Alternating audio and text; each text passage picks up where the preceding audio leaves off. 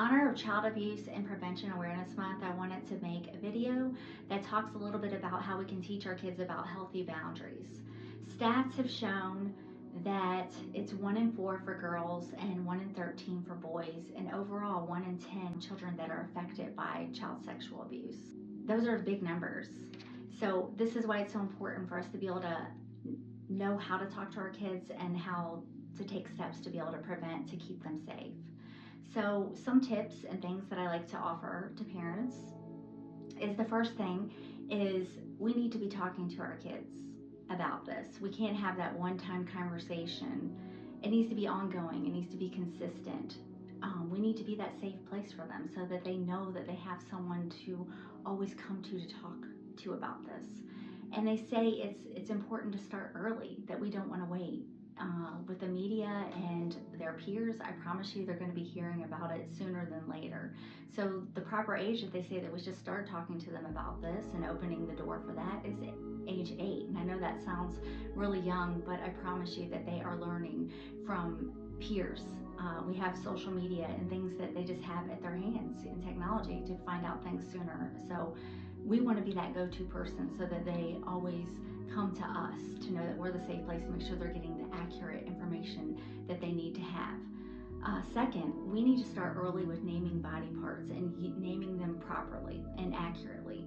I'm guilty of this. I grew up in a generation where we didn't call our private parts the proper body names, but we need to get more comfortable in the uncomfortable and talking to our kids about what is the proper names. And this is going to help with safety. We need to have the right language so that we know that when kids are talking about something that maybe has happened to them, they are using the proper terms. And it can get very confusing when we're naming body parts what they're not. And I know that sometimes this has come from fear and the uncomfortable again. But the more we do this and the more comfortable we get talking with our kids, the more we're opening the door for them to be able to come and talk to us about anything. I know like I said, as a parent, it can be very difficult at first, but the more that you do it, the more comfortable it can be. We also want to be talking and building our kids to know about respect for their bodies, and teaching them about body autonomy, that they have a right to respect and safety and privacy for their body. So being able to talk to them about that, and it's okay to have healthy boundaries for their bodies physically and sexually. And the earlier we start with this, the more it's easier for them when they become preteens and teens and even into adulthood. So let's talk about when, for an example, sometimes we have times where we'll have a family member that maybe wants to hug our child or give them a kiss, but our kid doesn't want to. And I've seen many times that we want to push them to do that, but we need to get more comfortable with letting our kids have that autonomy and being able to say no. We're teaching them about consent at such an early age when we do that if they don't want to give somebody a hug, that's okay. Just like if we don't want to give somebody a hug, it's okay. So we need to be teaching more of that and knowing that they have a right to choose, who they hug, who they kiss, and just their private space. So teaching them about it's okay to say no. And then having that open door again, that if they're saying no or something's happening, they know that they can come and talk to us about it. We also want to talk to them about empowering them to trust their gut feelings. Sometimes we have that feeling that something just doesn't feel right. So let's talk to them about that. Let's talk to them about when something makes us feel comfortable versus uncomfortable. And maybe even using what if scenarios of things that might get that conversation going. And sometimes it's hard to point that out when we say, well, what if this is happening to you? We can use, well, what if this was happening to a friend? What would you suggest that they do? I promise you, when we have these conversations, even when they're teens and we keep talking to them and even doing what if scenarios, it helps them to feel comfortable, and we get their ideas and we see where their headspace is. So we know how to keep empowering them and making good choices for themselves and having the safety that they need. We also want to talk to them about if somebody was to come to them and say that they want to have a secret with them. The secrets are not okay, because I'm your mom or I'm your dad and I want you to always be safe and I want us to always have open door conversation. So if somebody's asking us to have secrets, that's kind of a red flag for them to maybe come and alert mom or dad that somebody asked this of them. Sometimes it could be very innocent and they didn't even mean anything, or it could be grooming where somebody is starting that process to see if a child is going to keep a secret that they ask until they move on to next things. That's part of what grooming is about. So we always want to talk to them about that.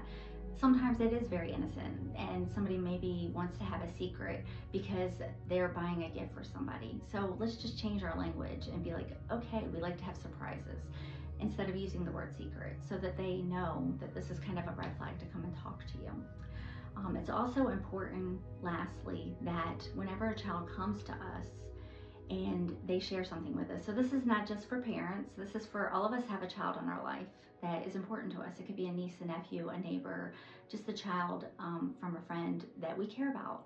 So kids may choose us as their safe person. So we need to remember that when children come to us, sometimes they test the waters to see how much they can share with us and how we react. If we freak out on them, our body language tells them that we are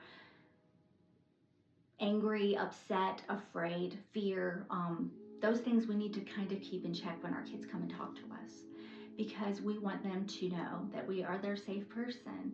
And they might be testing us, just giving us a little bit, and then tomorrow they may come and tell us more. So how we react is so important, and we need to remain calm so that we can let them know that we are that safe person. And lastly, I also like to say that if a child does choose you to disclose sexual abuse to, that is so huge. Stats say that the average age that somebody actually comes forward when they've been sexually abused, many will answer this question to me and give me like a child's age. The truth is, stats show around age 53 is when we come forward and share that this happened to us. So that's adults. So if that tells you anything, this is not talked about enough. People don't feel safe to come forward because, lastly, like I mentioned, we need to believe our kids when they come to us. So when they come to you and they share something like this, that is huge. That means you were their safe person and they trusted you. That's big because, like I just said, most of the time they're age 53 before they come forward. So they're not telling until they're an adult. So if a child chooses you, how you respond and what you do with that is everything to that child. So we have to be careful. We have to make sure that we make the right choices, the right decisions, and we get them to safety. And we be that continued, trusted, safe place for them. Thank you. I hope that this information was helpful and that you can go out there and be the light for the next child, because we need more people in the community, more people feeling empowered, that we can have these talks and these conversations with our kids so that we can keep them safe. And this is, like I said, is also for everyone else that has a child that's in their life. Thank you. Be the light.